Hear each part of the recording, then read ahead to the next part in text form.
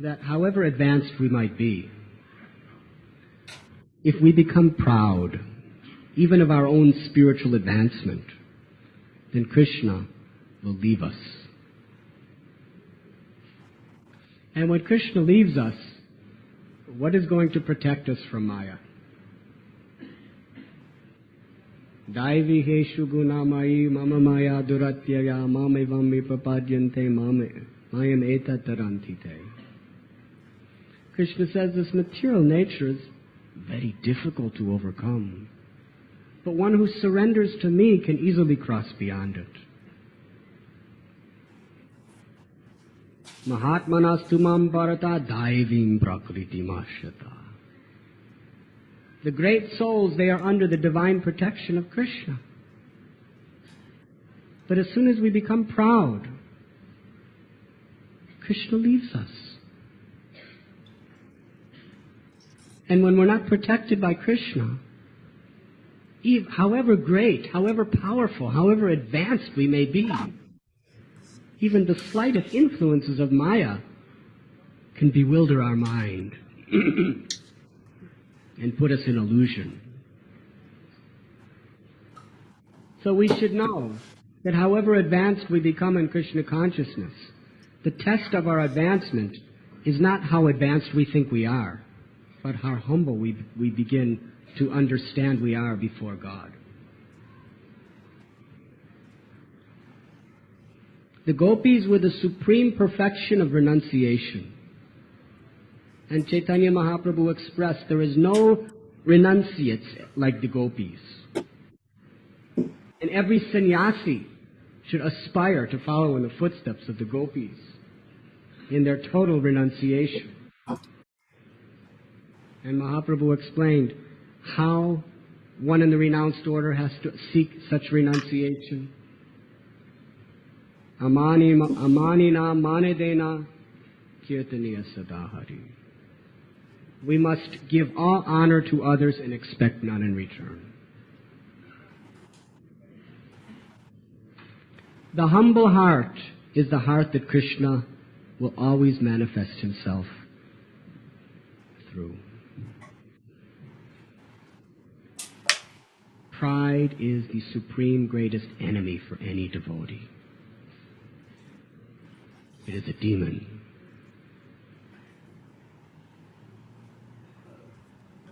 So Krishna wanted to show that whoever you are, if you become proud, even one of his eternal associates, if you become proud, he leaves you. But this is a lesser understanding of this wonderful pastime. Because for the gopis, there was no question of material pride. Their pride was absolutely pure and transcendental. Krishna left them only to increase the ecstasy of their love. Even in this material world, it is said, absence makes the heart grow fonder. So Krishna wanted to encourage higher realms of ecstasy for the gopis, so he left them. And when he left, they became mad. That we have given up everything for Krishna, and where he's left us. They began to weep and cry. They began to call out at the top of their lungs the glories of Krishna and the names of Krishna. And they began to travel through the forests of Vrindavan. And as they were traveling looking for Krishna, they were so immersed in the thought of Krishna that their entire bodies and minds became one with Krishna's leelas. They were thinking of Krishna so much that all of them began to act just like Krishna. They began to perform the same pastimes as Krishna, with the same gestures and the same words as Krishna. One gopi would take the part of Putana, and the other would imitate Krishna, killing Putana. Another would take the part of Trinavarta, and her gopi friend would play the part of Krishna. Agasura, Bakasura, all these beautiful leelas of Vatsasura was being conducted amongst the gopis, and to perform all the beautiful pastimes of Krishna in the forests of Vrindavan. And then they began to ask the trees, have you seen our beautiful lotus-eyed Shyam Sundar? And the trees did not answer.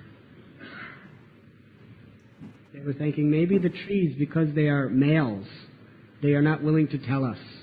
So we will ask Tulsi, she's a female. Tulsi Devi, you are always decorating the beautiful lotus feet of Krishna. You know what we're going through. Please tell us, where is Krishna? But perhaps even Tulsi cannot tell us because of her confidential relationship with Krishna. So they began to ask the creepers. Creepers, we see that you are embracing this tree in so many wonderful ways, but we see that flowers are standing on end. Therefore, Krishna must have touched you as he was roaming through these forests. Where is our Krishna? Where is that beautiful son of Nanda Maharaj? And then they saw the small deer. Oh, beloved deer, have you seen our Shyam Sundar, Gopinath, the Lord of our hearts?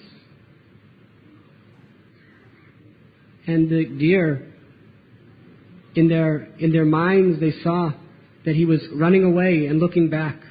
And they were thinking, he's showing us the way where Krishna is. Let us follow. So they were following behind the deers. And then the deer disappeared. And they were thinking, the deer has taken us close to where Krishna is.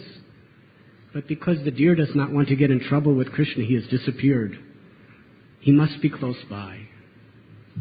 And then they looked on the ground, and they saw the beautiful footprints of Krishna, which were decorated with all the symbols of Shyam Sundar, the Supreme Personality of Godhead. And they began to follow these footprints.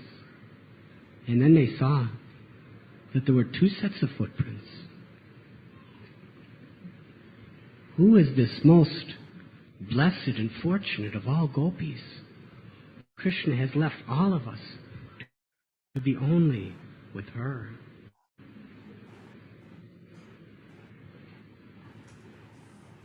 And then they saw how Krishna's footprints,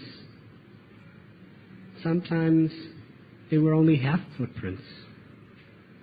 So they could understand that here, Krishna has picked flowers for Srimati Radharani, who is the best, supreme, most of all gopis. He's renounced all of us for her.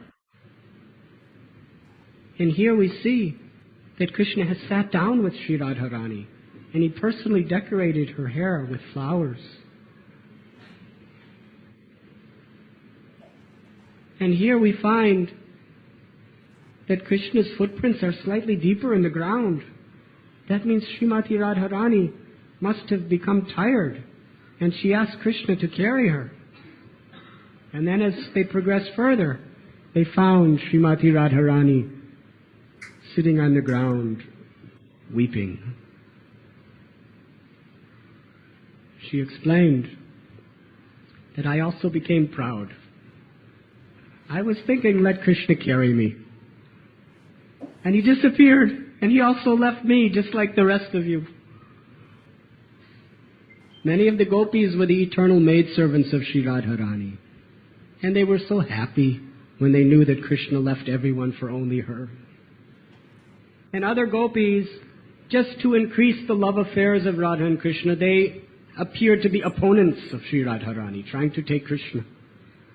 But when they saw Radharani in her lamenting state, in separation from Krishna, they also, with great love, sympathized with her. Like us, you are also suffering the pain of separation. So all of them together began to seek Krishna. And they went deeper and deeper and deeper into the forests, trying to follow his footprints. But they went so deep into the forest that the moon was not even shining. It was so dark. And at that time, they gave up hope. and they returned to the banks of the Jamuna.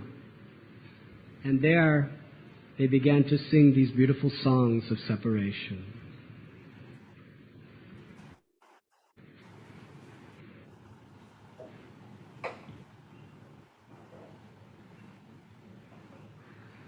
Lord Sri Chaitanya Mahaprabhu was very fond of these particular verses from the 31st chapter of the Srimad Bhagavatam, 10th canto. In fact,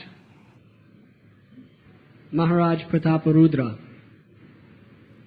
he wanted to have the darshan of Sri Chaitanya Mahaprabhu, but because Mahaprabhu was a sannyasi and Prataparudra was a king, he was not allowed.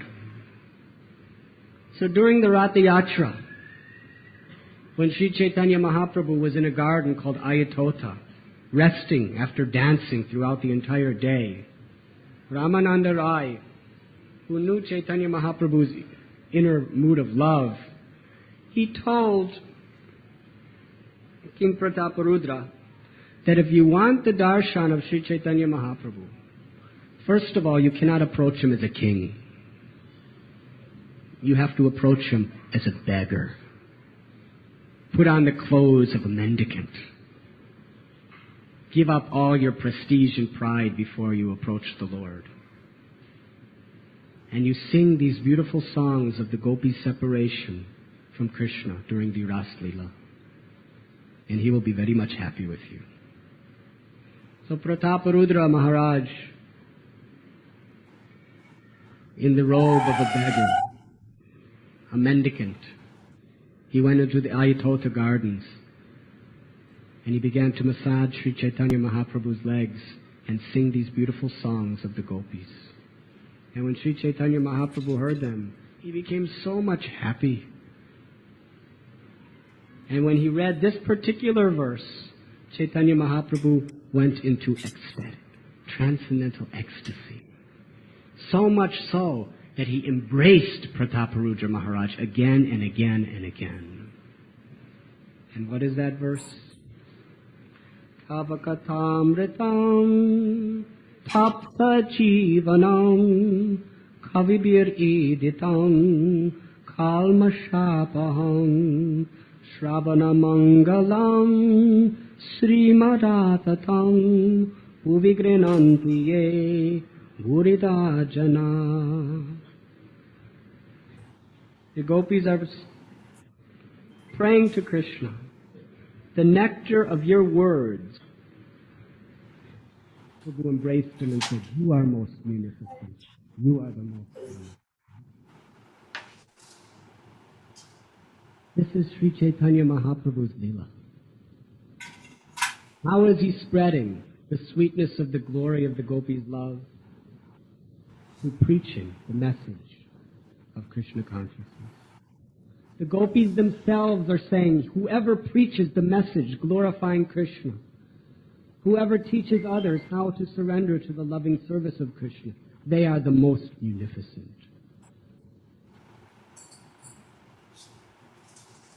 We can understand that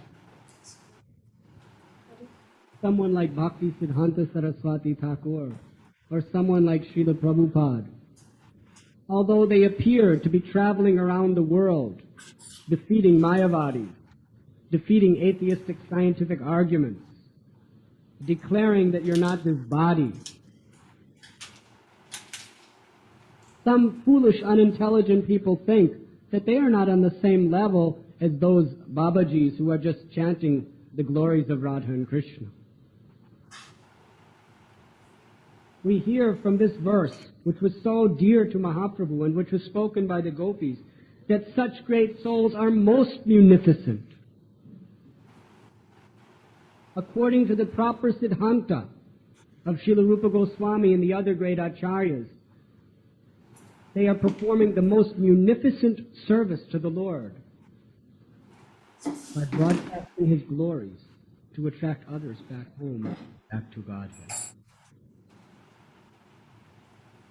This is the expression of Madhurya Ras in a way that is most dear to the Lord by such great personalities.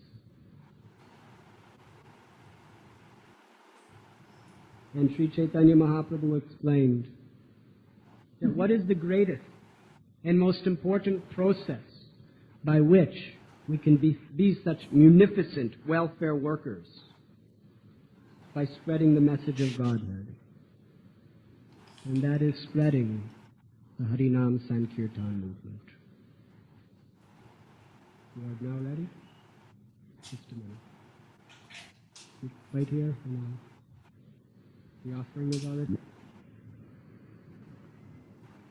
The gopis here are explaining, and Chaitanya Mahaprabhu has confirmed, that the most munificent service that we can render to Krishna in this world is to broadcast the glories of His holy name. Hare Krishna, Krishna Krishna, Hare Hare, Hare Ram, Ram Ram, Hare Hare. And tonight, because it's such a special event, Sharat Purnima, we are discussing in brief but very carefully and cautiously this highest and most confidential pastime of Lord Krishna. But we should know that by simply serving the devotees of the Lord and learning the process of congregational chanting of the name of the Lord, all of these wonderful sublime pastimes are revealed within our hearts. But simply by trying to discuss these pastimes or imitate them or meditate upon them, we will simply become confused.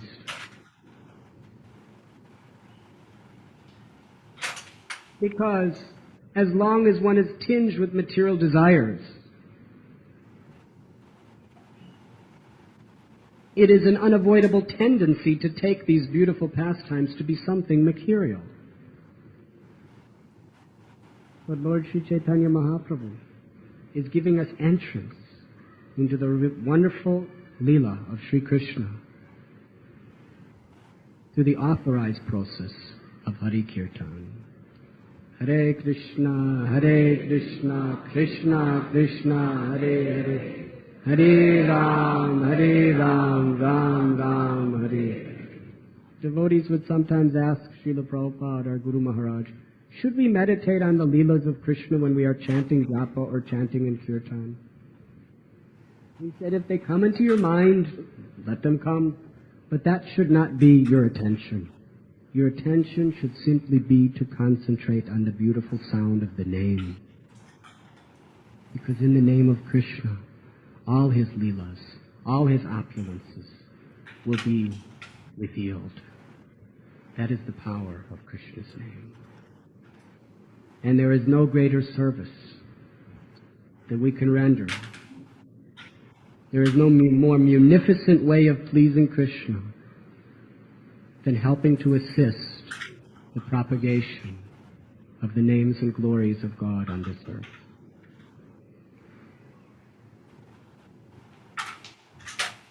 So the gopis' songs of separation were so pleasing to the Lord. Sambhoga Vipralamba. He appeared before them. And as Lord Sri Krishna appeared before all of the gopis of Vrindavan, such wonderful, beautiful, loving exchanges they had that night, throughout the entire night. In fact, this particular night of the Ras Leela,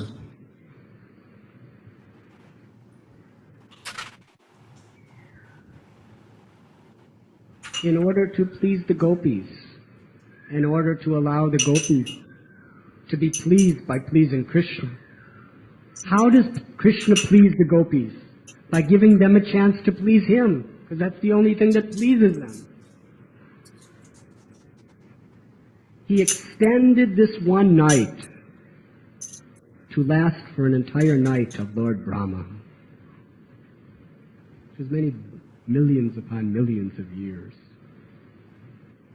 That is the power of Sri Krishna.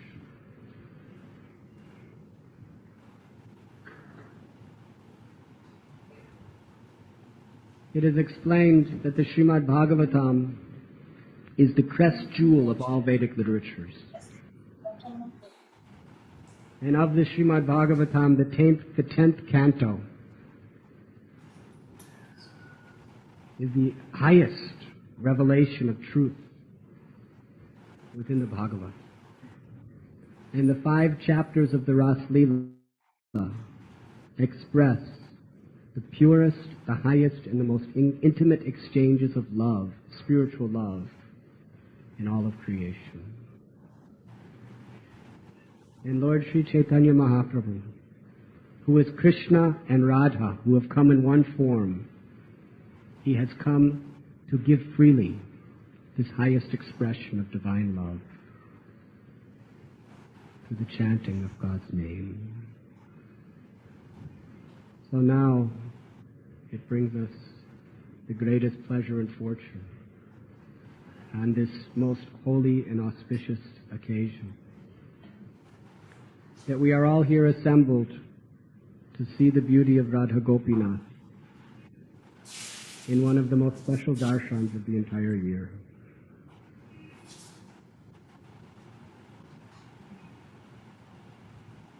How sweet and beautiful this path of bhakti is.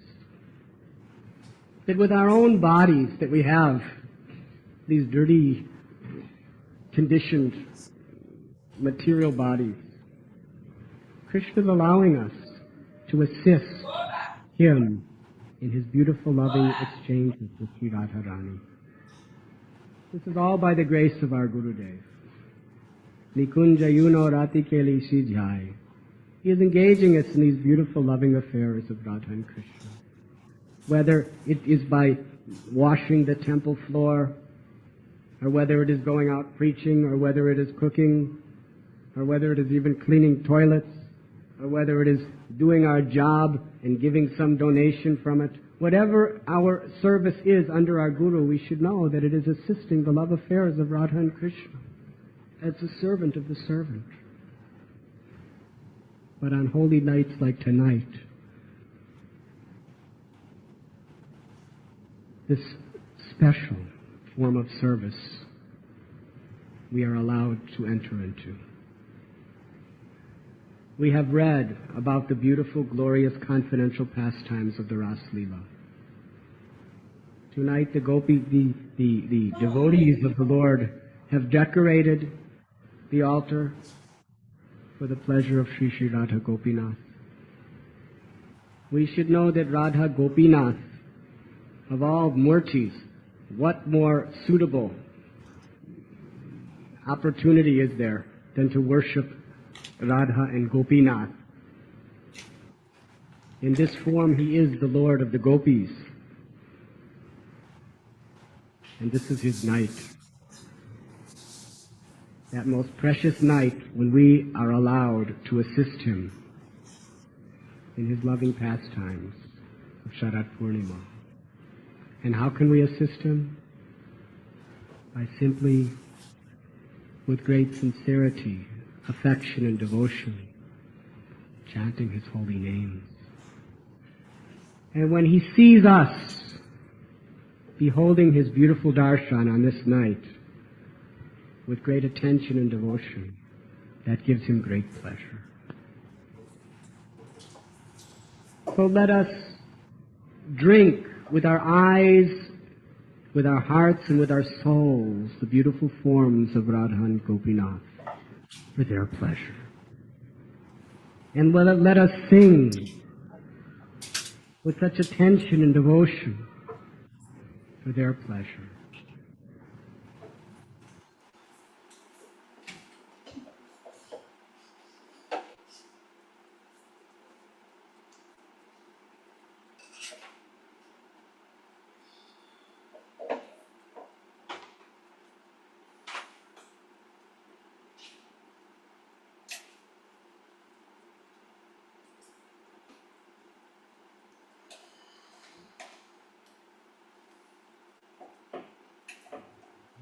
Bhutani bhutesu samvai bhavne salam sakaham samana pravana bhutendriya gunashraya. The Supreme Lord said, "You are never actually separated from me, for I am the soul of all creation. Just as the elements of nature, earth, air, fire, water, and earth, are present in every created thing, so I am present within everyone's mind, life air, and senses, and also within the physical elements and the modes of material nature. Therefore, according to Srila Jiva Goswami and Srila Vishwanath Chakravarti, the apparently philosophical language of the Lord's statement conceals a deeper meaning. The Supreme Lord was secretly telling the gopis that He, by way of reciprocating their special love for Him, was present with them, not only as the soul of all creation, but also as their special lover. In this sense of the verse, the word guna indicates the gopis' special divine qualities, which attracted Sri Krishna, and the word saravatmana, which we have here translated in reference to Lord Krishna himself, corresponding to the word may, which is also in the instrumental case, is also understood in the sense saravata, or completely. In other words, although in one sense Lord Krishna was absent, He could never be completely absent, since in His spiritual form He is always in the hearts and minds of the gopis. In Krishna, the Supreme Personality of Godhead, in other books, Srila Prabhupada has elaborately explained that the reason Lord Krishna separated Himself from the gopis was to intensify their love for Him, and as Uddhava noticed, to bless other devotees by revealing to them the intensity of the gopis' love. In fact, the Lord was spiritually present with the gopis, since they are His eternal associates. Srila Vishwanath Chakravarti further points out that foolish persons will conclude that Sri Krishna's use of philosophical language meant that the Lord was trying to bring the gopis to the point of liberation by explaining basic points of Krishna-conscious philosophy. In truth, the gopis are the most exalted, liberated souls, and their pastimes with Sri Krishna must be understood with the help of authorized acharyas. When the gopis came for the rasa dance, Sri Krishna tried to preach karma yoga to them, emphasizing ordinary ethics and morality. But the gopis were beyond that. Similarly, Lord Krishna now offers them jnana yoga, or metaphysical philosophy, but this is also inadequate for the gopis, who have achieved spontaneous, unalloyed love for Sri Krishna. Om Agyantilidandasya Gyananjana Chalakaya Chakkurundalitam Jena Tasmai Sri Guru Vanchakalpatarubhyascha Kripa Sindhubhya Evacha Patithanam Pavanebhyo Vaishnavebhyo Namo Namaha. Sri Krishna Chaitanya Prabhu Nityananda Sri Advaita Gadadhara Shiva Shri Gaur Bhaktivinoda. Hare Krishna, Krishna Krishna, Hare Hare, Hare Ram, Ram Ram, Hare Hare.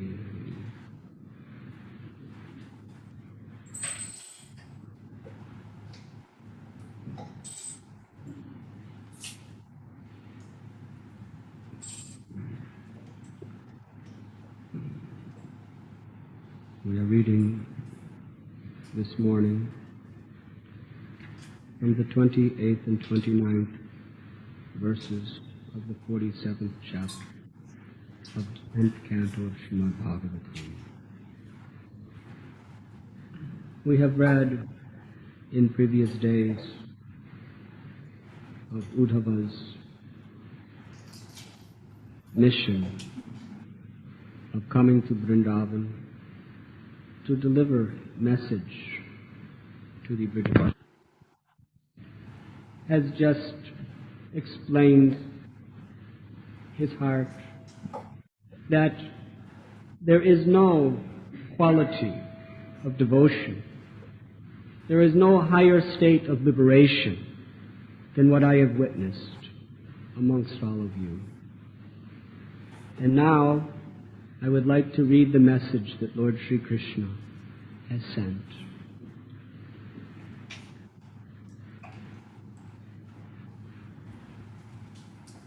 Upon reading this beautiful message, Uddhava has explained in today's verse the words of the Supreme Lord, that actually you are never separate from me, because I am the soul of all creation.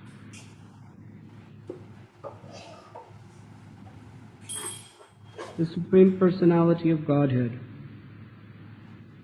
as the Paramatma, is in everyone's heart, is in and between every atom. In truth, no one can ever be separated from Krishna. Krishna is non-different than his holy name. He's non-different than the paraphernalia that he associates with. He's non-different than the beautiful sound vibration of his instructions or his pastimes. Through this process, we can always be conscious of Krishna's ever-present existence within our hearts.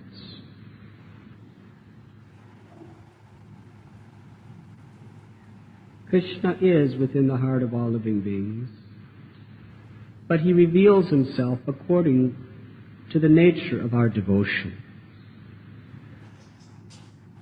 Forgetfulness of Krishna is ignorance.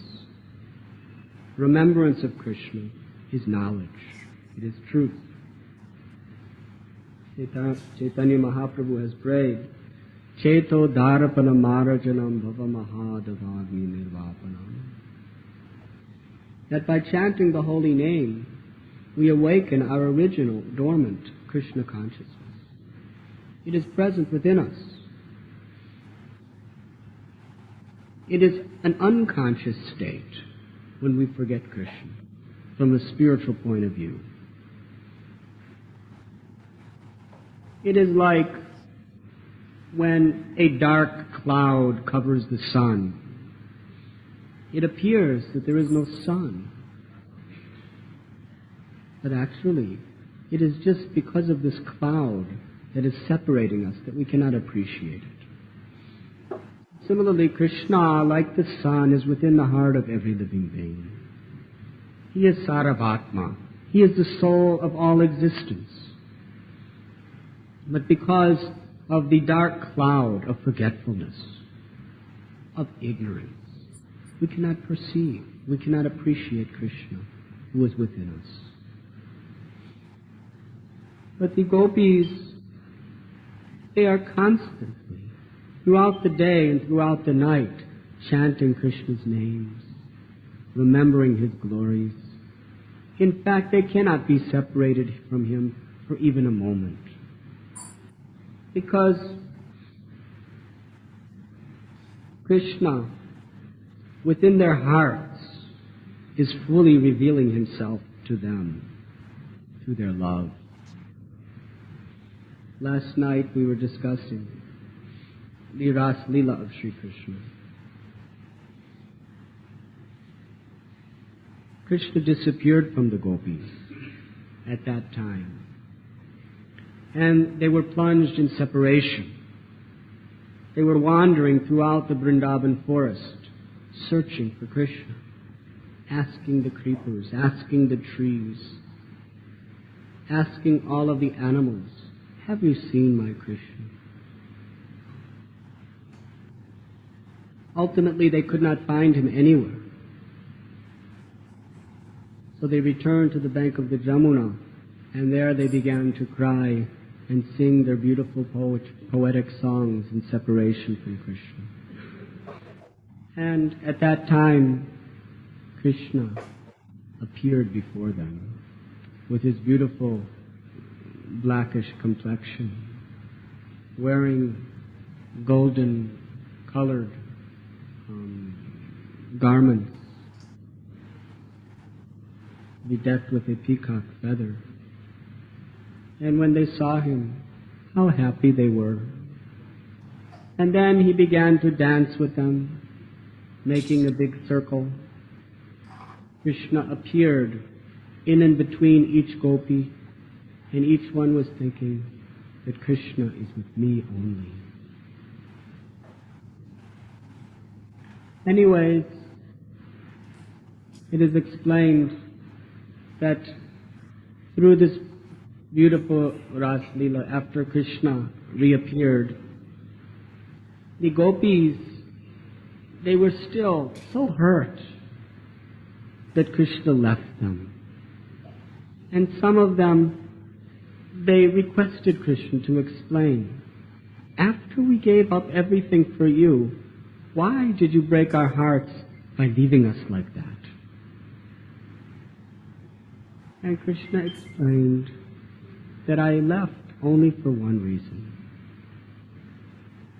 to intensify your love for me, to increase the ecstasy of your feelings for me. You should know that I am never separated from you. In fact, Krishna said to gopis, in an entire day of Brahma, I can never repay you for the devotion that you have expressed for me. I am praying that you just be content with the love that you have. It is beyond my power and control to in any way repay you for your love for me.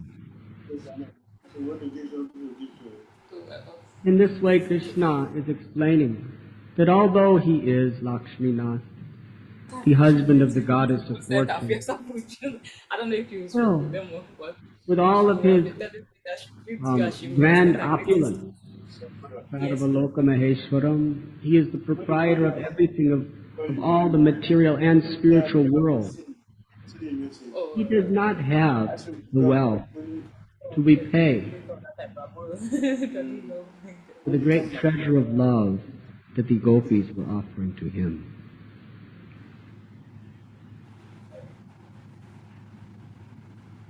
And yet Krishna, his transcendental mercy, is he is always trying to increase his devotees' love.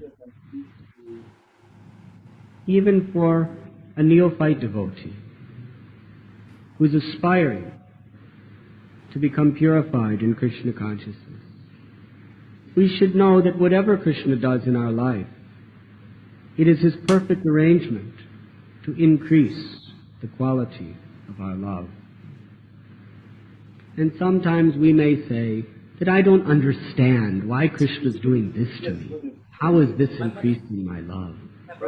No, he's not in the plane. But I thought, is that school now? Who He's are still we attending. to understand Krishna? I would have loved him to come and have We his must have faith and He was accept someone that would that really be Krishna's mercy is dedicated for perfect the and service. complete, I trust my brother. that he is residing within our heart, and he is Seriously, I really controlling wanted all of creation just according to what we to need. to be by your side. I If the would most have told him exalted severally and to highest come. liberated souls, They come the to serve gopis, were not able as to understand Prabhuji. the method in which Krishna was increasing their love, then what is our He didn't position come here to think that we can when understand? or they started teaching practice, so it was so random.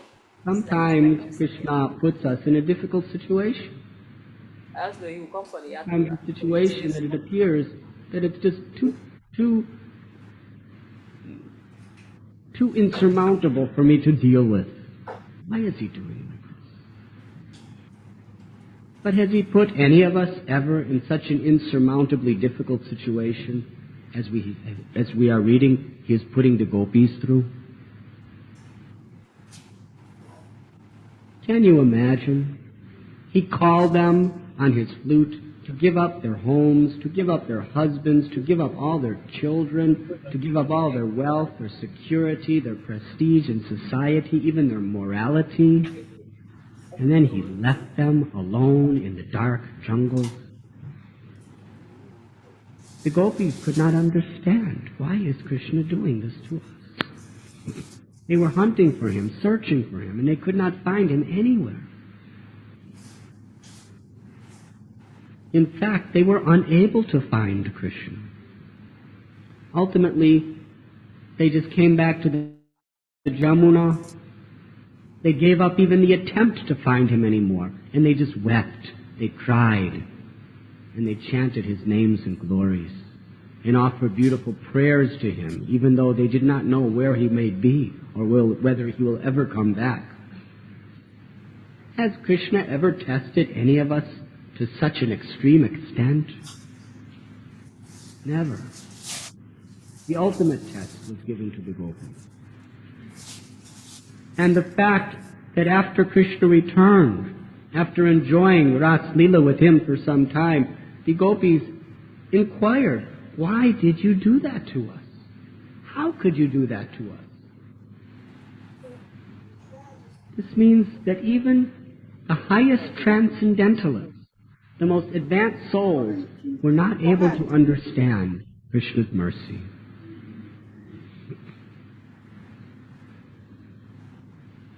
And Krishna told them, "I did it only to increase your love." So whatever situation Krishna may put us in,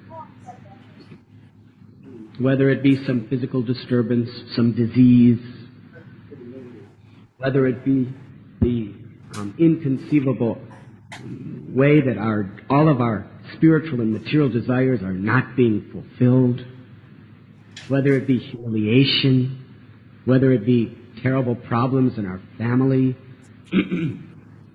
whether it be bankruptcy in business, whether it be earthquakes or bomb blasts or wars, or whether we try so hard and we fail. We may think, why is Krishna doing this to me? What have I done to him? Well, what did the gopis do to him? They gave up everything only for his pleasure, and he tortured them. At least that's what they were thinking. So, in our own small little way, we are approaching Krishna with a desire to serve him, with a desire to love him, and somehow or other we meet opposition. And we don't understand it. Don't try to understand it. Just have faith in Krishna's words, that whatever I do for my devotees, my sincere devotees, it is only for the purpose of increasing their love for me.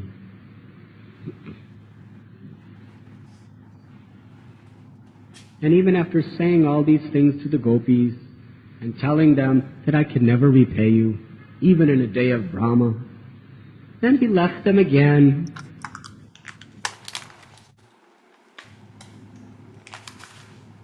And they were crying day and night, broken-hearted. What to speak of the gopis' own hearts, that they would have to see Nanda and Yashoda's condition, who were the most respectable elders of the whole Braj Bhumi. Can you imagine how, first feeling their own heart separation, then they would have to daily see all of their friends, the other gopis, how they were suffering, and then they would see Nanda and Yashoda, how they were suffering separation. And then Krishna did not even have the sympathy to come and visit them personally, but he sent a messenger.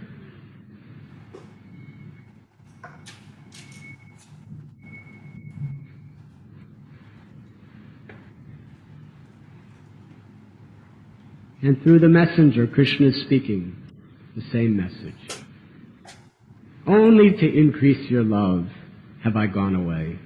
But you should know that in truth, I really have not gone away.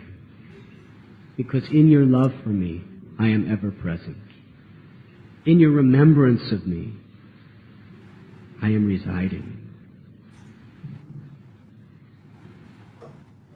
Krishna is explaining as the purport by Srila Vishwanath Chakravarti Thakur explains. He's explaining the process of Jnana Yoga. That I am the super soul of all creation. All the elements of material nature, earth, water, fire, air, ether, they are all, I am present in every created thing, and I am also within everyone's mind, the life air, the senses. I'm also within the physical elements and the modes of material nature.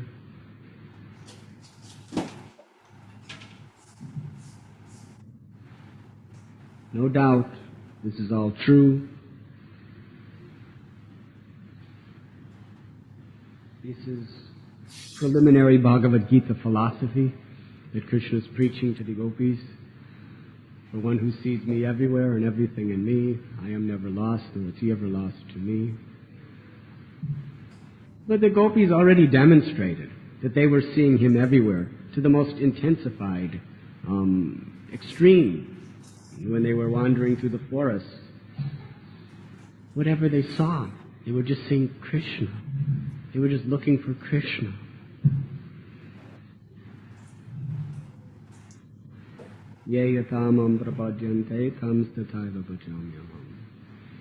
As you approach Krishna, he rewards accordingly. Because the gopis were always wanting to serve Krishna, wanting to please Krishna, they were seeing Krishna everywhere. Everything that they would experience through their senses would simply remind them of Krishna. Everything they tasted, everything they saw with their eyes, they heard with their ears, they smelled with their nose, they touched with their flesh, simply reminded them of Krishna, simply increased their longing for Krishna. And wherever they looked in Vrindavan, they would think Krishna would play here. Krishna would perform this pastime in this place. Everything just reminded them of Krishna. In this way, Krishna reveals himself according to our devotion.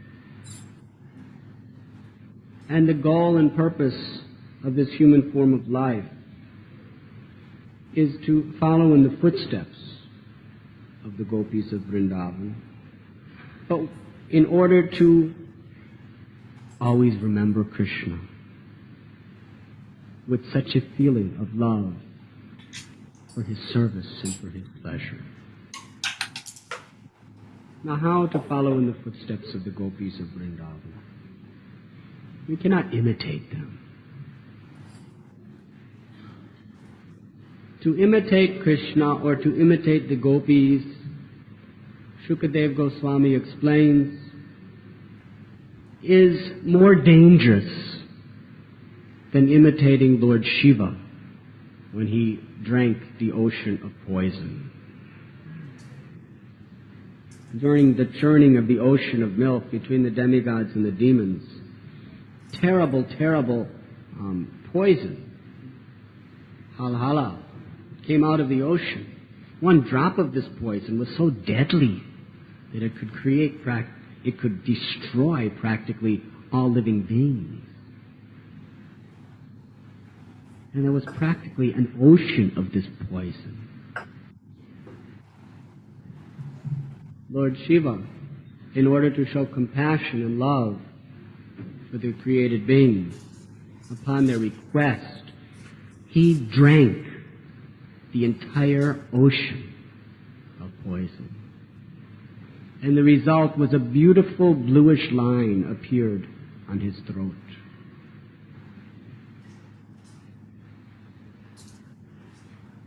Shukadev Goswami explains, we can never imitate great souls.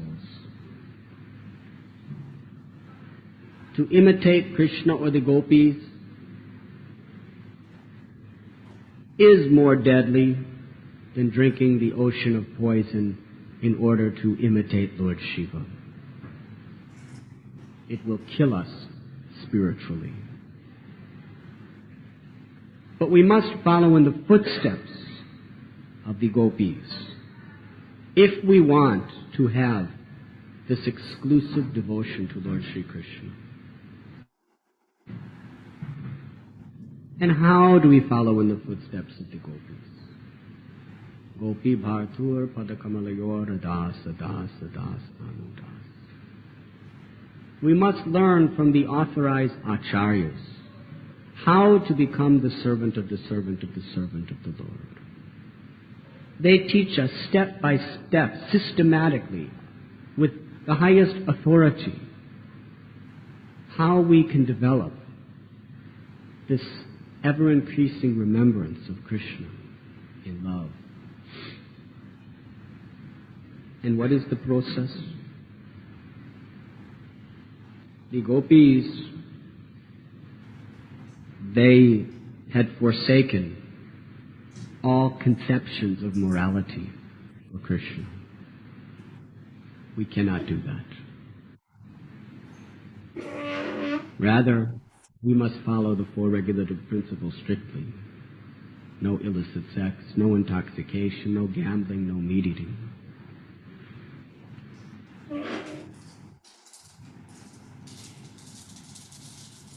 Although Lord Chaitanya Mahaprabhu was teaching how to develop the love of the Vrijvasis and ultimately the Madhurya Bhava, how strict he was. How absolutely strict he was in his daily dealings. He would only eat very simple foods. He would have very, very restrictive relationships with the opposite sex. He was very austere, very simple, and he was always chanting the holy name of Krishna, always preaching the glories of Krishna, and always anxious to serve the devotees of Krishna. Chaitanya Mahaprabhu has taught us the process by his own example of following in the footsteps of the gopis of Vrindavan. And his teachings have been compiled by the 6 Goswamis, headed by Srila Rupa Goswami. And they have been passed down,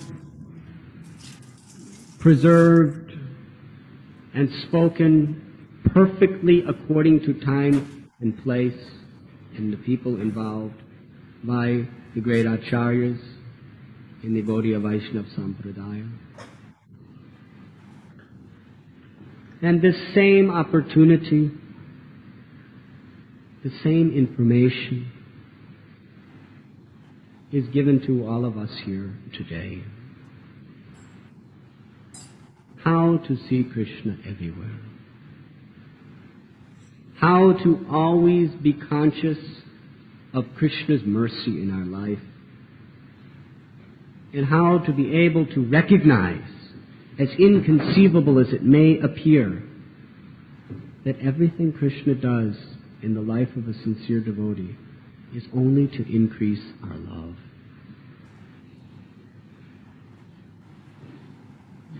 We should not simply be anxious to change our situation. That is a materialistic conception. But we should be anxious to change our consciousness, to accept Krishna's mercy and benefit from it. Sometimes when devotees are put through a crisis or a test or a difficult time in life, our whole consciousness is when will this be over with? When will it end? When will things go my way? When will Krishna just fulfill my mind's desires? Krishna is aiming at fulfilling your soul's desires.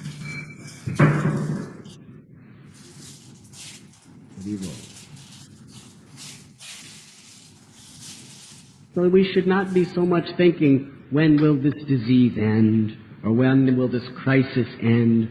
Or when will this waiting period in my life end? Or when will this confusion of not knowing what will be in the future end.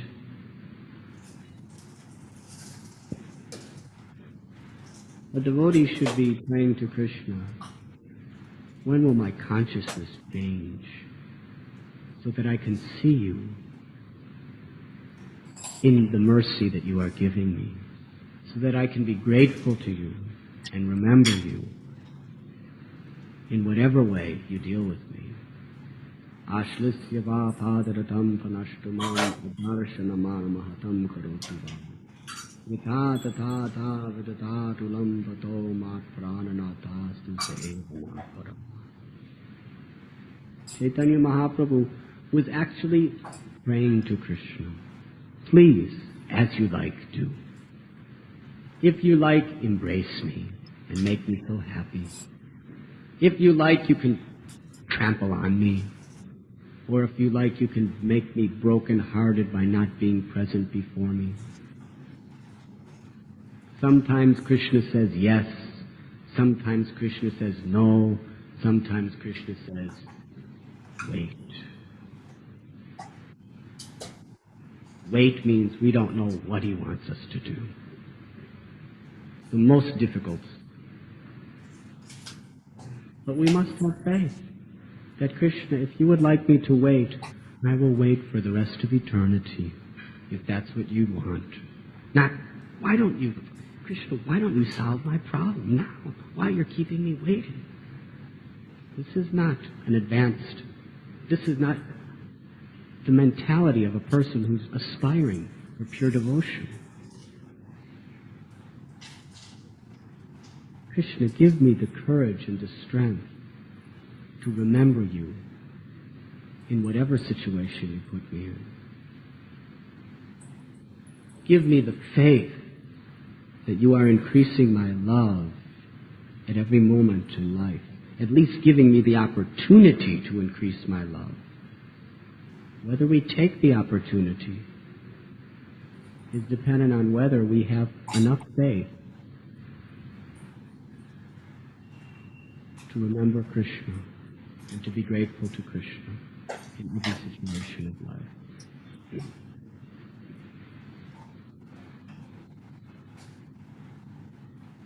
We may be thinking, the gopis are so advanced, but I am not so advanced. Why is Krishna doing this to me? Krishna is the perfect physician. He will give you exactly the dose of the exact perfect medicine that you require. And that is the fact. That is the absolute truth.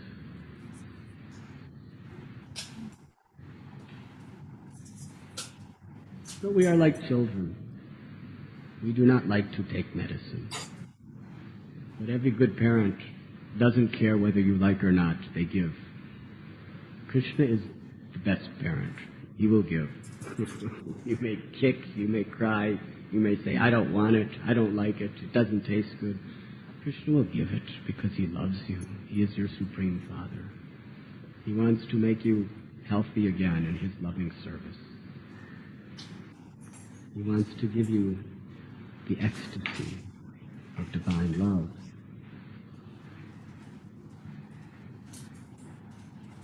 So let us properly follow in the footsteps of the great souls. Let us simply learn how to be the humble servant of the Vaishnavas.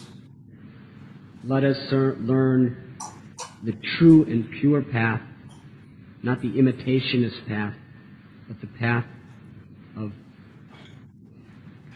hearing submissively and serving the order of those great souls who are presenting the true path back home, back to Godhead. Thank you very much. Very good. Any questions?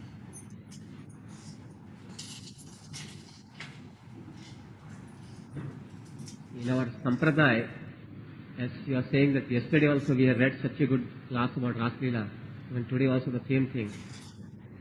Such a topmost realizations Chaitanya Mahaprabhu is giving us. And we can't even think on it to that level, that gopis love, such a high renunciation, such a high surrender. And we have come into spiritual life after 25, 30 years or so. Now, we hardly have 50% or something of our life just still waiting as such. Now, in that 30 years, 25, 30 years has gone. Now, on one side, we are just controlling all our, means we cannot control our senses of our lust, greed, envy, everything. On one side, this is the problem which we are facing it. On the other side, we have been given the topmost philosophy. Now, it is such a extreme case for each other. One side, our conditioning is so that we have been taught of all these things. On the other side, we can't even control our lust, greed, envy. So, how to see that, and the time is so less, at least 25, 30 years we might be having it. In that 25, 30 years, we have been told we can reach to that level. And we have got some realization, this is Dukhalayam, we don't want to come once again over here. So on this 25, 30 years, we are completely controlled by lust, greed and everything. Given the topmost philosophy of going to that level, and that too also, we can't even think that we can become a servant of the gopis also. So how to see that within that 25, 30 years which you have got it, that realization we get it, at least. Just chant Hare Krishna, Krishna Krishna, Hare Hare, Hare Ram, Ram Ram. Chant at least 16 rounds every day. Follow the 4 regulative principles and do your service as you're asked.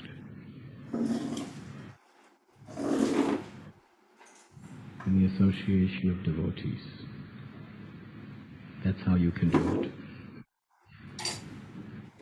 No secrets.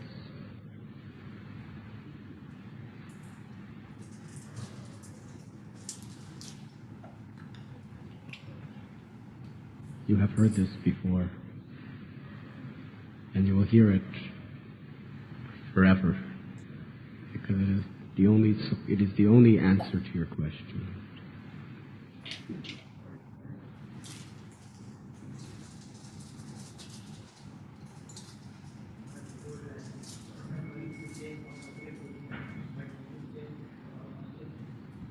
But sometimes material conditions are so worse.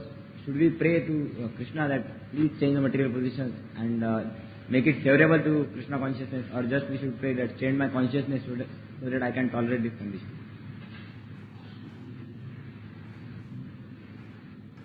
We should pray to change our consciousness. But if our material position, if we feel that some change in our material position will enable us to better serve, we can aspire for that. But we're not attached to it. Our inner prayer is, Krishna, how can I best serve you now?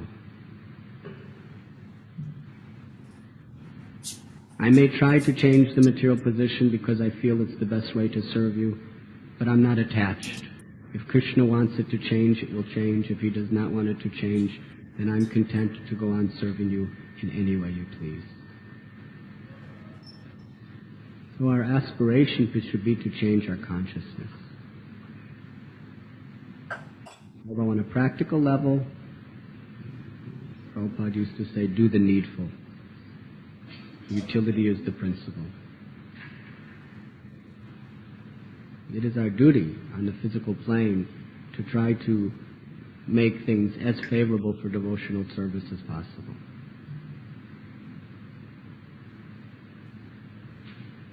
When Krishna left the gopis, they were looking for him.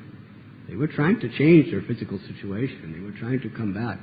But in their hearts, they were just always remembering Krishna.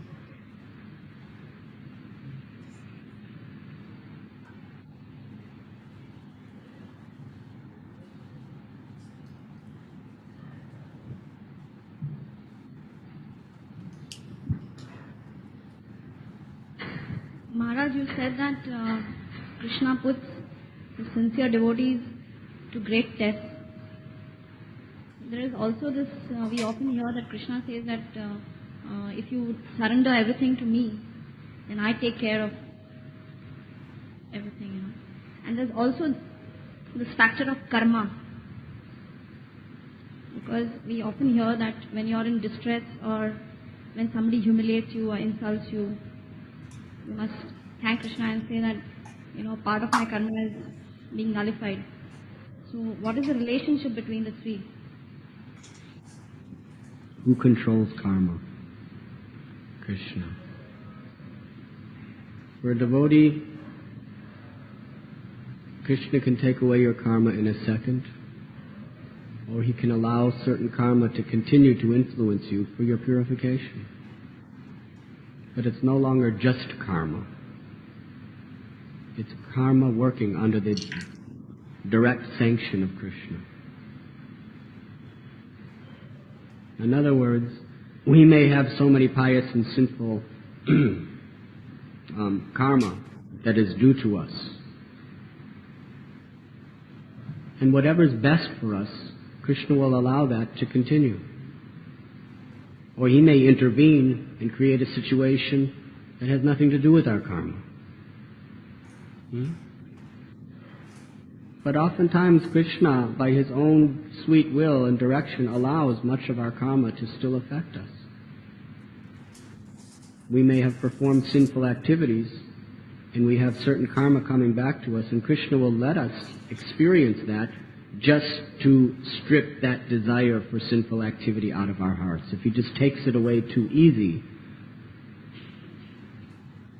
then we'll be inclined to do it again, thinking we can get away with it. Because I'm a devotee, I can get away with anything. But Krishna may allow that karma to continue, but he just gives you what you need. So in any case, we should know that it is directly the mercy of Krishna. He gives us exactly what is required for our spiritual purification. Krishna is helping us to surrender to him. Krishna says, when you surrender to me, do not fear. But have we actually surrendered to him? Surrender is the offering of our body, mind, words, and life exclusively for Krishna. To the degree we're seeking any sense gratification, be it subtle or gross, to that degree we are not surrendered to Krishna. But Krishna is putting so many wonderful arrangements into our life to help us to increase the quality of our surrender. And when you do become a completely surrendered soul, yes, Krishna will relieve you of all sinful reactions. But he will allow whatever is required to continue in our life to intensify our love for him, even after we completely surrender. Diving Bhakti Masha, but it is under his divine direction. The materialistic person is simply getting the automatic results of karma. For the devotee who is sincere is receiving Krishna's special, intimate mercy. It may appear the same, but it is not at all the same.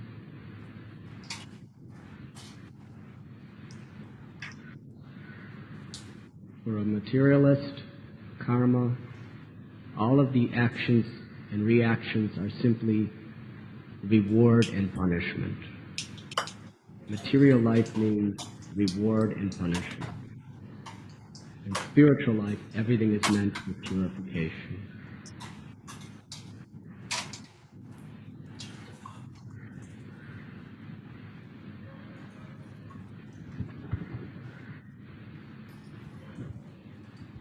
Maharaj, you said that we should always remember Krishna. We can take endeavor to remember him during the day, but when You forget Krishna. Very vulnerable time. It is a time when we are in ignorance. Therefore, we should sleep not too much and not too little. we sleep too little, not only will we forget Krishna when we're sleeping, but we'll forget him all day because we'll be so tired. And if we sleep too much, then we're just wasting so much valuable time in complete forgetfulness. So the process is to sleep the bare minimum that you require to engage in devotional service.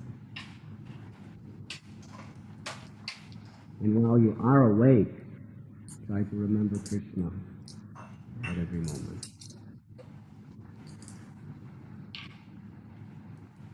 My eating habit is also related with sleep, how to control that, because I'm trying to control this eating habit since 3 years. At last I have given up. I can't control my eating habits. You can. Don't say you cannot. You can. You won't. That is the problem. You eat at regulated times of the day. You eat simple prasad. You can do it. I will do more. I used to have this experience of my own, that as you said in the Bhagavatam class, that once the Krishna puts into difficulties, just to see that we come nearer to him, he goes to good realization. But once the test is there, we have that conviction that after this test, I pass this test, I'll get a good realization from Krishna, and that will really help me in my spiritual life. By grace of Krishna, by the mercy of all the devotees, we pass that test. Of course, another test is just waiting for us. We have to face another test also. But once we pass that test, we at least have that expectation from Krishna that we'll get some good realization in spiritual life. But when we see our consciousness is the same as it was before. On the contrary, sometimes it is degraded. So how to see that it didn't help me, that test didn't help me at all in advancing in Krishna consciousness. So how to see to that that is helping me in Krishna consciousness? I thought it was going to be a small question.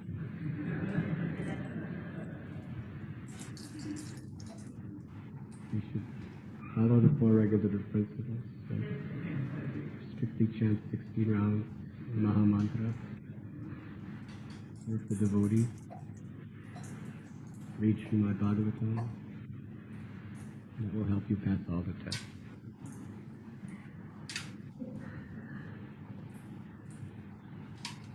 You see, we are not struggling against Maya with a fruitive mentality. We are doing it in a spirit of service.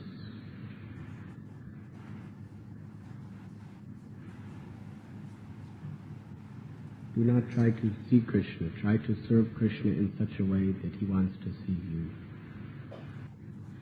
Your consciousness may appear this way or that way. Your aim in life should be to please Krishna. Whatever your consciousness is, just try to please Krishna. And how to please Krishna? This has been explained.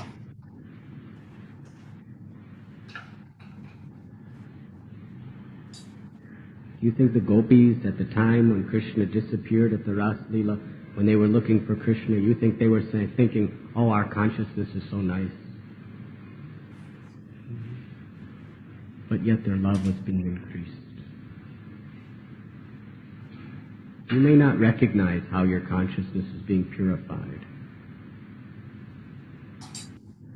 But if you simply strictly follow the principles of Krishna consciousness and strictly strive to be a humble servant of the Lord, then your consciousness is being purified, whether you recognize it or not.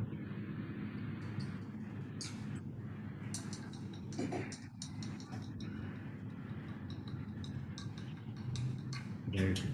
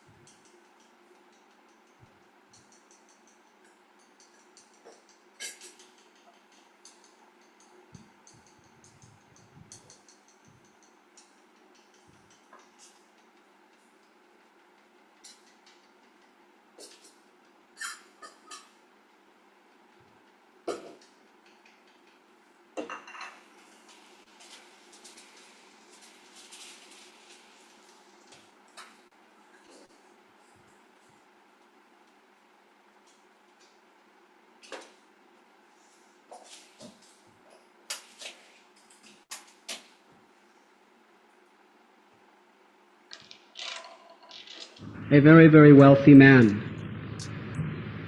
He was a very great devotee of Lord Vishnu. And coming to the Kumbh Mela, he wanted to serve the Lord and surrender whatever he had for the pleasure of the Vaishnavas and the Brahmins. So he performed a wonderful yajna. He had a shalagram shila, and practically all of his wealth he used in making beautiful, beautiful preparations, ornaments, cloth, garlands, wonderful, wonderful feast of prasad. He personally performed all the worship, and then he called all the Brahmins and the sages and Vaishnavas and fed them sumptuously with Krishna's Mahaprasad. And then he invited them to have wonderful kirtan of the holy name of Krishna, and they were all chanting and all dancing, and he was dancing along with them in great humility. He touched their feet, he worshipped all the Vaishnavas, and then, with their permission, he also took prasad. Narada Muni, who was in this assembly of great sages, was very pleased upon seeing this devotional behavior. So he went to this devotee and began to explain to him, Keshan, that you have truly received the special mercy of Lord Krishna. You have given the best of everything you had to worship the Lord and please His devotees in such a wonderful way. This Brahmin, when he heard this, he hung his head low to the ground and he said, I have not really received the mercy of the Lord. I am giving these gifts to the Vaishnavas once during the Kumbh Mela, but how much do I have to serve them all the rest of the time? If you want to see who has really received the mercy of the Lord, you go to visit King Indrajumna in the southern part of India. His kingdom is so flourishing. Because of his exemplary behavior, every person in the kingdom is chanting Krishna's names and glories. Everyone is engaged in devotional service. Every day he is feeding all the Brahmins, all the Vaishnavas with wonderful, wonderful Mahaprasad. And he has erected wonderful, wonderful temples. And there he is also worshipping Lord Jagannath 24 hours a day, every day. He has truly received the mercy of the Lord. Narada Muni went to the kingdom of Indrajumna. And when he went there, the king was performing wonderful, wonderful yajna and serving and pleasing the devotees in such a wonderful way. Narada saw everyone in the kingdom just chanting and dancing. Everyone was so pure, there was no sinful activities anywhere. So playing on his veena, he began to glorify the virtues of Indrajumna Maharaj. And when Indrajumna heard this, he held his ears and he bent his head low in great embarrassment. He said, No, Narada, I am not special to the Lord.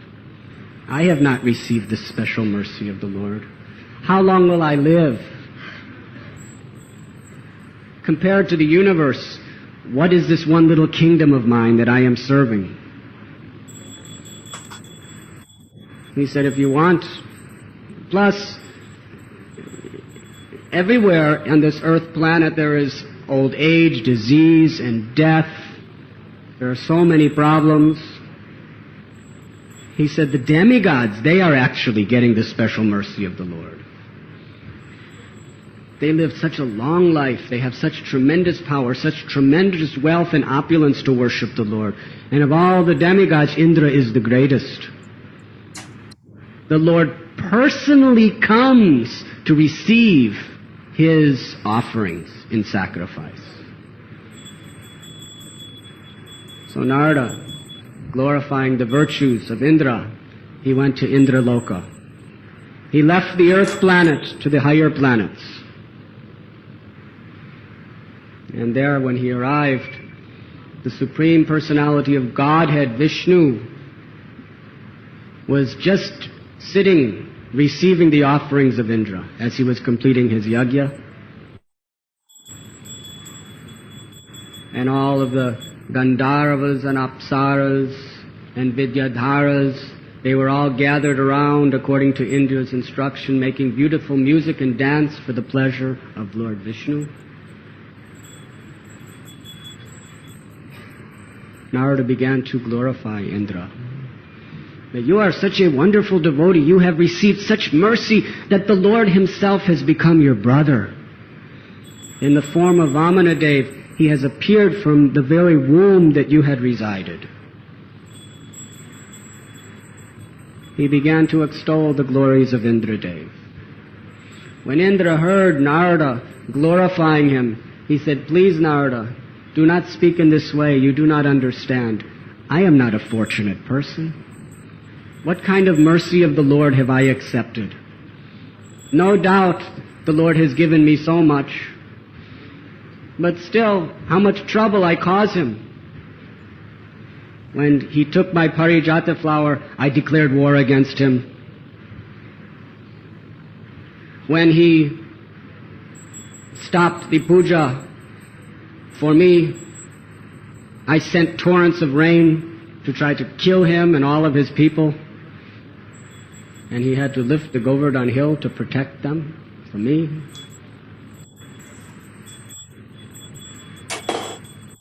With his 1,000 eyes, Indra began to cry as he explained his unfortunate position.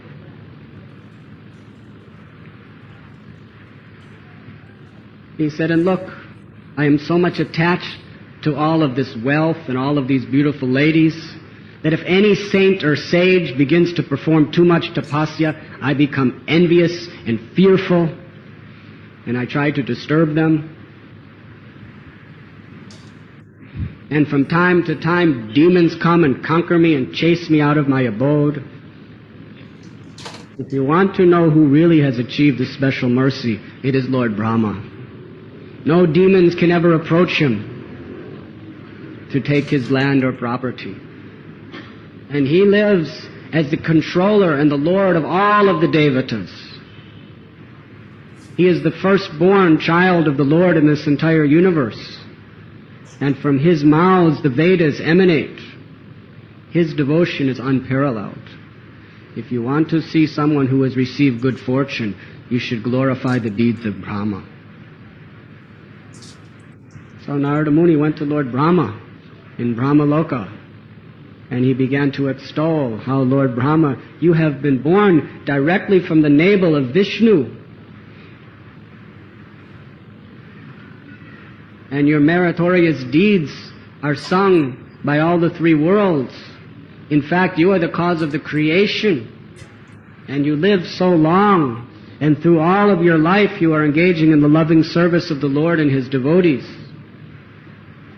And when Brahma heard this, all of his four heads bowed down in embarrassment, and he said, "Narada, you are speaking like this. Brahma is Narada's guru." He was glorifying his guru. But Brahma explained, "Yes, the Lord's special mercy is upon everyone, but how they receive it, that is the most important thing. Examine my career. I have given great benedictions to Hiranyakashipu, and look what he did with my benedictions. The Lord had to personally come to kill him.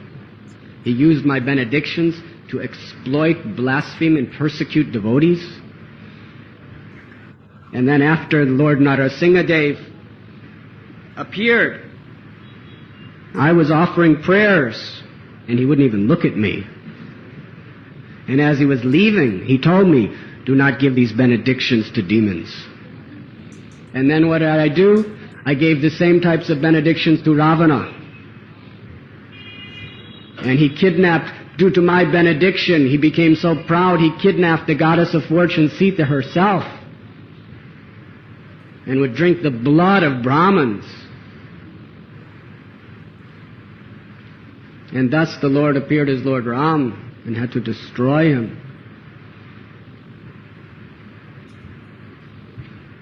Besides that, I am responsible for everything the demigods do. And look at all the crazy things they have done. Look at how Indra sent torrents of rain to destroy Vrindavan. And what about myself? I stole all the calves and cowherd boys from Krishna just to test to see who he was. And then when he expanded himself in all of these forms, I approached him and bowed down with my four heads, and I understood the supreme glory of this land of Braja. In fact, I myself was in the land of Braja. But I realized because I was so offensive, I could not stay there. And besides all this, I'm so busy and overburdened with running the affairs of this universe. I have all these big palaces, I have all these responsibilities, I have all the family, I'm the grandfather of every living being within this universe. He says, if you want to see someone who has truly received the mercy of the Lord, you should go to Lord Shiva. He's not attached to all of these things like me. Shiva is so great that he's living in such detachment. Although he is the master of the worlds, he lives naked, without clothes, on a cold, icy mountain, without even a home. And there he sits always performing tapasya. And because his devotion is so great, even the Supreme Lord himself worships Lord Shiva.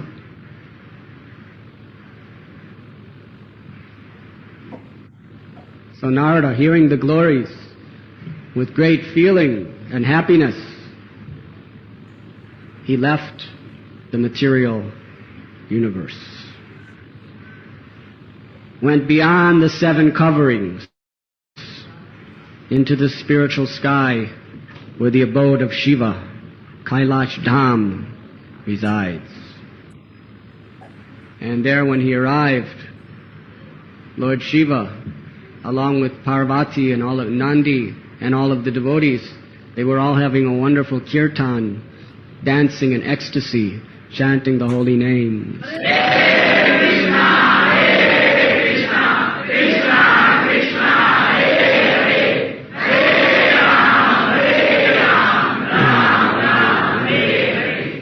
And as Shiva was dancing to the kirtan, tears were just flowing from his beautiful eyes, and his matted hair was going in all various directions. And his devotees were playing wonderful instruments, and he began to praise Parvati for playing the karatal so sweetly. And Narada came, and he went to bow down. But as he was going to bow down, Lord Shiva himself lifted him and embraced him. He was so happy to see the great sage Narada. Why have you come? And Narada Muni began to exclaim, because I want to congratulate you for receiving the special mercy of Krishna. And he began to extol the glories of Lord Shankar. But when Shiva heard it, he could not tolerate hearing his own glories. With great embarrassment, he bowed his head and he said, Narada, why you're speaking like this? The Lord is merciful to everyone, but how have I received His mercy? Instead of allowing me to worship Him, He worships me at Rameshwaram and other places. And not only that, but at the time when Krishna's own son, grandson, Aniruddha, fell in love with Usha, taking the side of my devotee, I declared war against Krishna, and I fought against him with all my armies. You say I am so dear to Krishna, such special mercy. In which case, why Krishna wants to dovetail my propensities by telling me to come as Shankaracharya in the age of Kali, and preach my own concocted philosophy just to disturb everyone's mind and take their minds away from Krishna and rebuke devotion to Krishna, which is the only pleasure in Krishna's existence.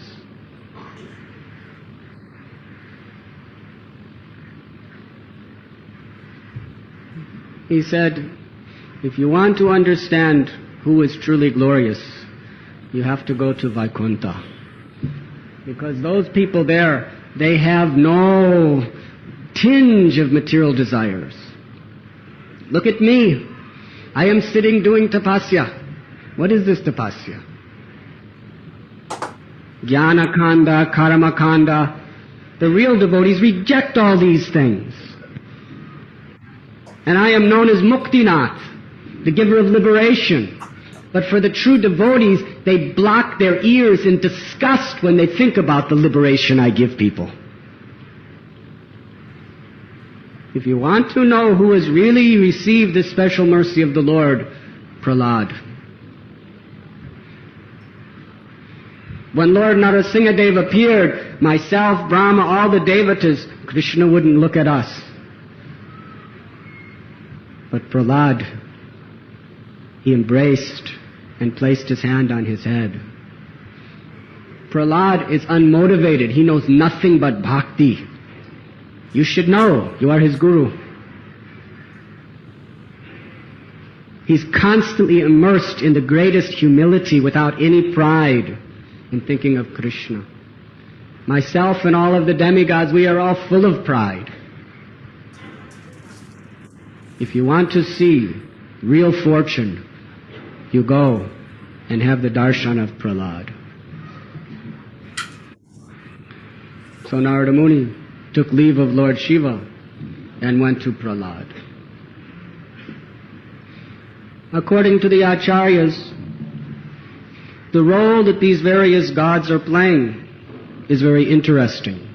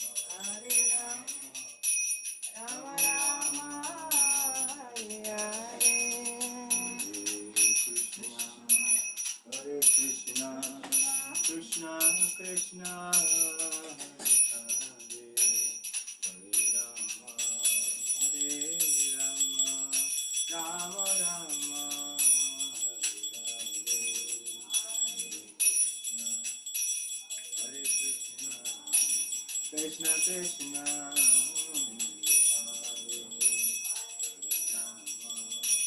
Hare Rama Rama Hare Krishna Krishna Krishna Hare Rama Rama Rama Hare Krishna Krishna Krishna Hare Hare Hare Rama Rama Rama Rama Hare Hare Jaya Radha Shama Sundar Lalita Vishaka Radha Shama Sundar Lalita Vishaka Jaya Radha Shama Sundar Lalita Vishaka Radha Shama Sundar Lalita Vishaka Jaya Radha Shama Sundar Lalita Vishaka Radha Shama Sundar Lalita Vishaka Jaya Radha Shama Sundar Lalita Vishaka Radha Shama Sundar Lalita Vishaka Jaya Jagannath Jaya Baladevi Subhadra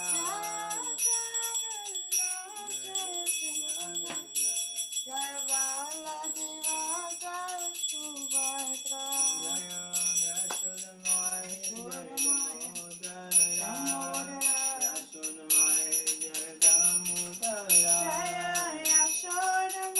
Jaya Damodara Yashodamaya Jaya Damodara Jaya Radha Madhava Radha Madhava Jaya Radha Jaya Radha Madhava Radha Madhava Jaya Radha Jaya Guranita Guranita Guranita Jaya Guranita Jaya Guranita Guranita Guranita Jaya Guranita Jaya Panchatattva Panchatattva Panchatattva Jaya Panchatattva Jaya Panchatattva Jaya Panchatattva Panchatattva Jaya Panchatattva Jaya Ugranasimha Ugranasimha Jaya Ugranasimha Jaya Ugranasimha Ugranasimha Jaya Ugranasimha Jaya Giri Govardhan Giri Govardhan Giri Govardhan Jaya Giri Govardhan Jaya Giri Govardhan Jaya Giri Govardhan Giri Govardhan Jaya Giri Govardhan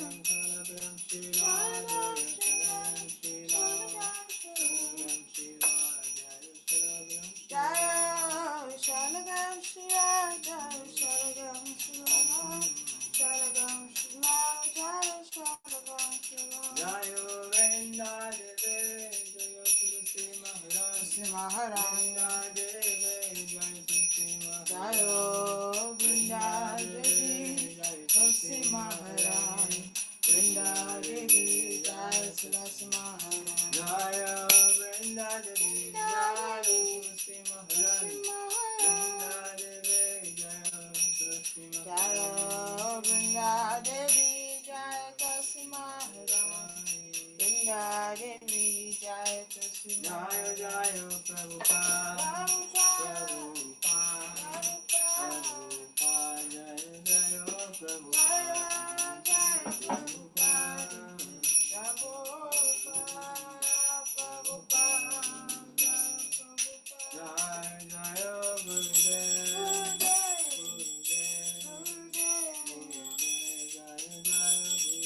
Jaya Jaya Gurudev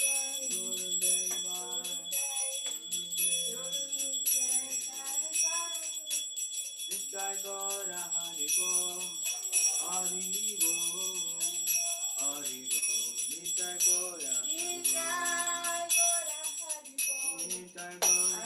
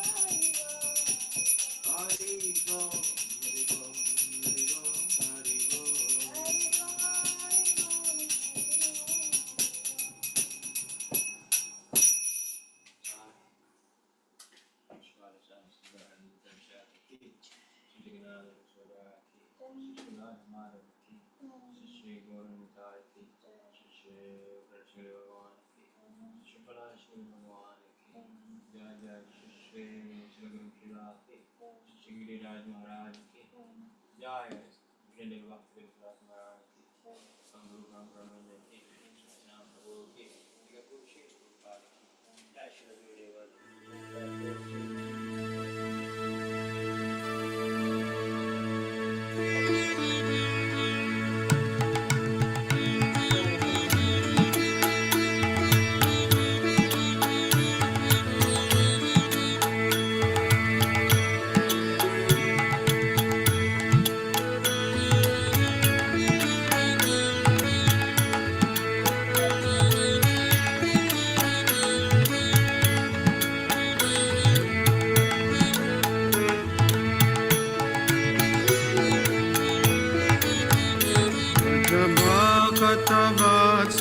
Sri Gaura Hari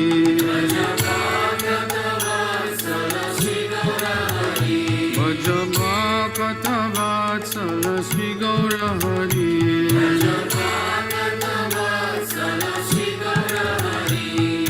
Sri Gaura Hari Sahi Goshta Bihari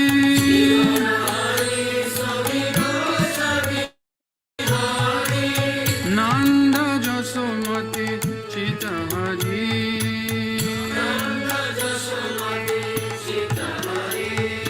Dhira Damodara Ishaye Kana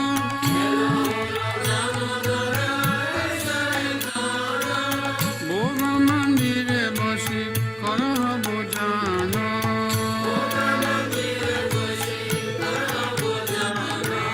Nandirani Deshi Bashi Giri Baradari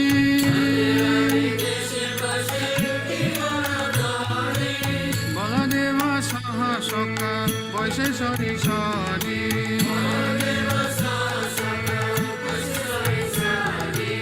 Shukta Shakhadi Vaji Lalita Kushmanda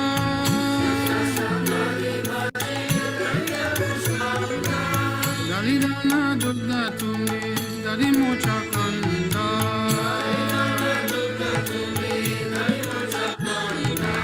Mudabora Mash Boda Rotika Gritana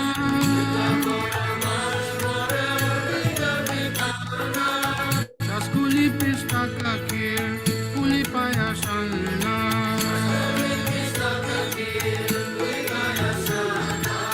Kapura Amrita Keli Ramba Kirashara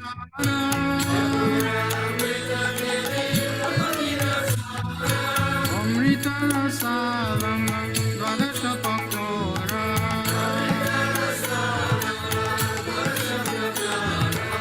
Luci Sinisar Puri Ladura Sabali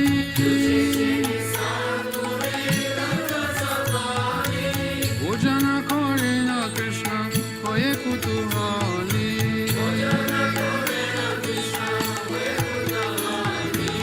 Radhikara Pakayana Bibida Byanjana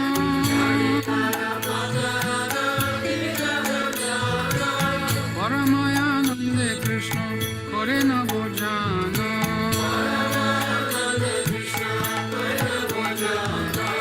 Chale Bale Ladu Khai Sri Madhu Mandala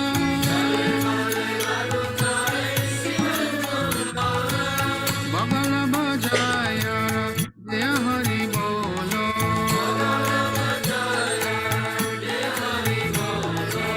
Radhikari Gani Hari Nayane Rakone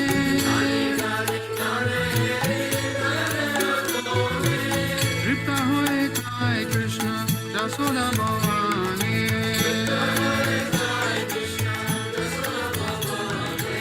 Bhojanande Priya Krishna Subhasita Bari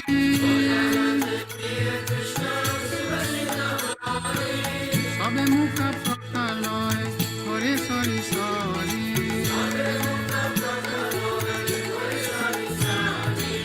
Asta Mukha Prakaliya Jata Sakagane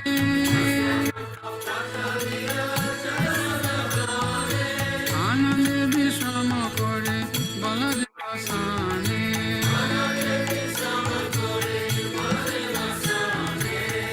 Ambula rasane, ambula masala.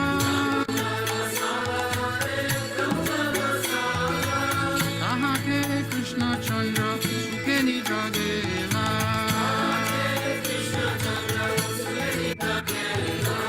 Vishalaka Shiki Pucha, Chamara Dulaya.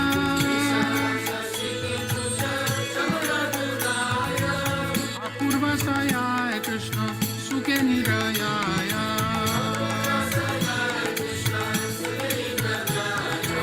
Yasomati Anga Priye, Danishtaya Nito.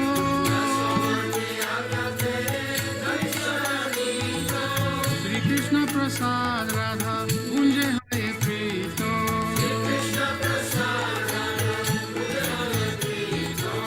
Lalitari Saki Gana, Avashesha Paya.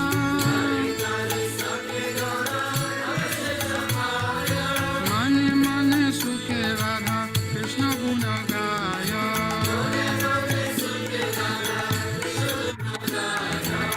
Hari Lila Ekamatra Jahara Pramoda.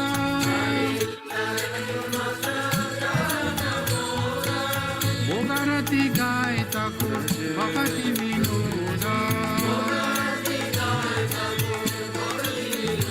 Bhagavata Vatsala, Sri Gaura Hari.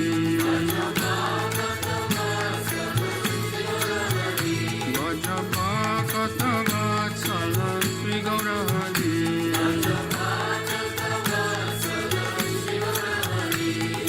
Sri Gaura Hari, Sahi Goska Bihari. Sri Gaura Hari, Sahi Goska Bihari.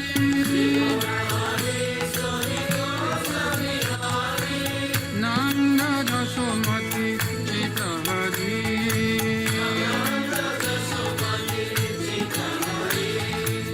Nanda Dasomati Chita Hari. Raja Govinda Govinda Gopala. Raja Govinda Govinda Gopala. Raja Govinda Govinda Gopala. Raja Govinda Govinda Gopala. Raja Govinda Govinda Gopala. Raja Govinda Govinda Gopala. Raja Govinda Govinda Gopala. Raja Govinda Govinda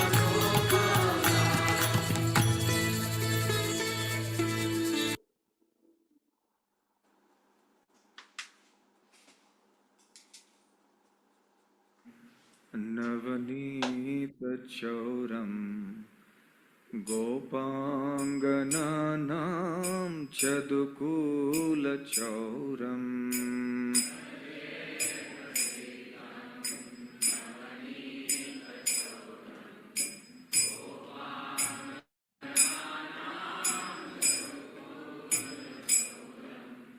Aneka Janma Rjita Papa Chauram Chauragraganyam Purusham Namami.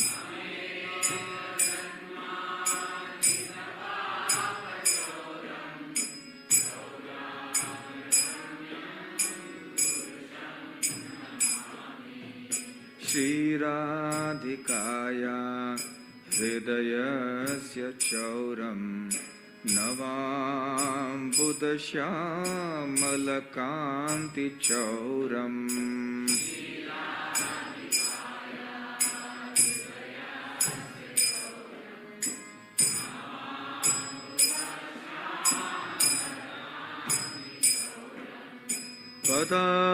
Padashritanam Chasamasta Chauram Chauragraganyam Purusham Namami.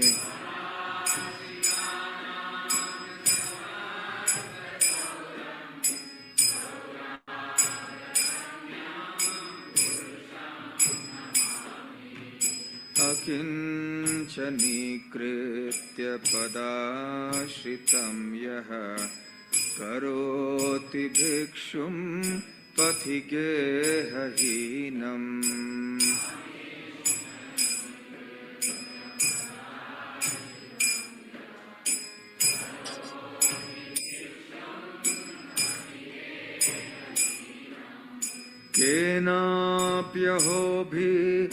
केनाप्यहोभीषणचोर ईदृग् दृष्टः श्रुतो वा न जगत्त्रयेऽपि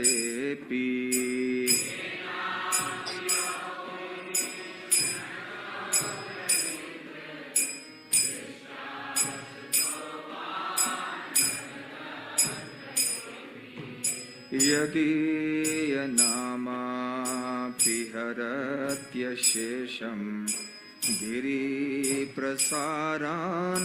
अपि पापराशीन्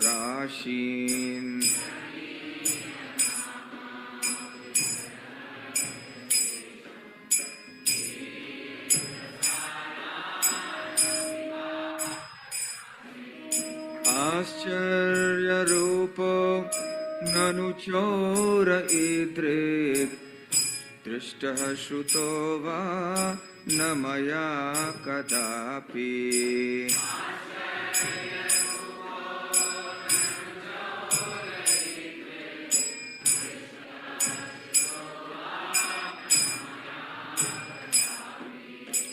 धनं च मानं च तथेन्द्रियाणि प्राणांश्च हृत्वा मम सर्वमेव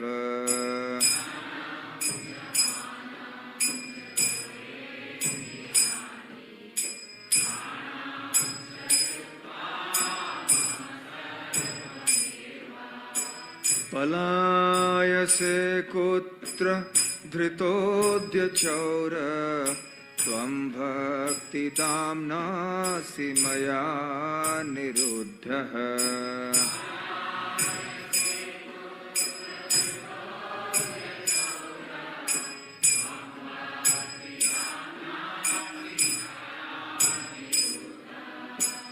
छिनत्सि घोरं यमपाशबन्धं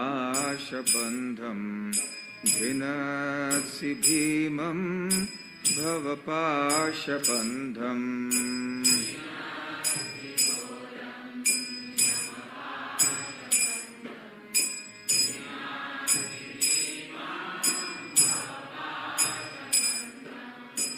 छिनत्सि सर्वस्य समस्तबन्धं नैवात्मनो भक्तकृतं तु बन्धम्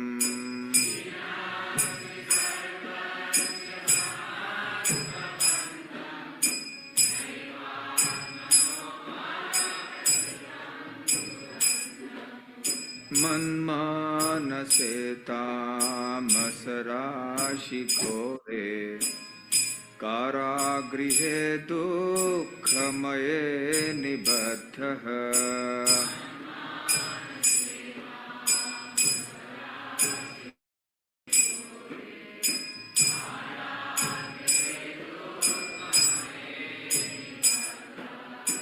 नभस्वहे चौर हरे चिराय स्वचौर्यदोषोचितमेव दण्डम्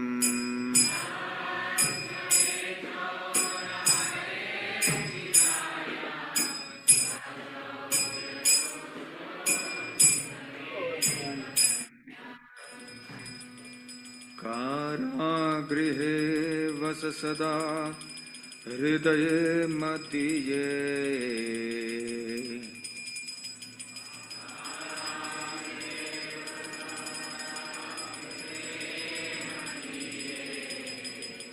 मद्भक्तिपाशदृढबन्धननिश्चलः सन्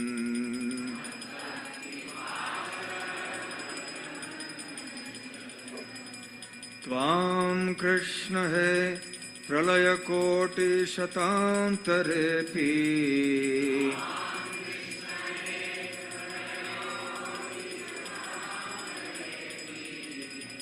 सर्वस्वचौर हृदयान्न हि मोचयामि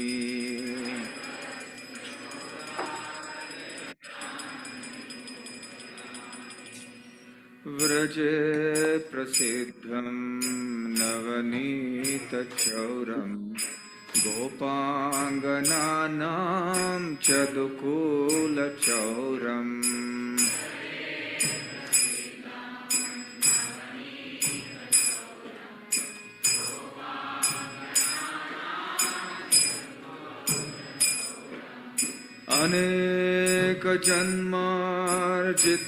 अनेकजन्मार्जितपापचौरं चौराग्रगण्यं पुरुषं नमामि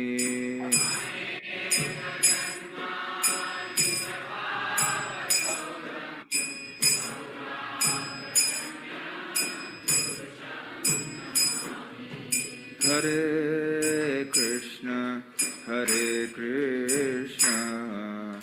कृष्ण कृष्ण हरे हरे हरे राम राम राम हरे हरे